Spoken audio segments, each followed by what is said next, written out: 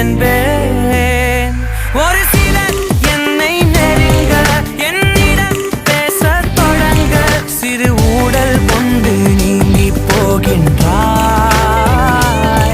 கவலைகள் என்னை வருத்த உன்னிடம் என்னை துரத்த உன் மடியை தந்து தாயாயாகின்றாய். என்னை துயிலென அணைத்திடு தனிமையே, என் கனவிலும் தொடர்ந்திடு தனிமையே, கண்விழி கையில் இருந்திடு தனிமையே தனிமையே, என் இனிய தனிமையே.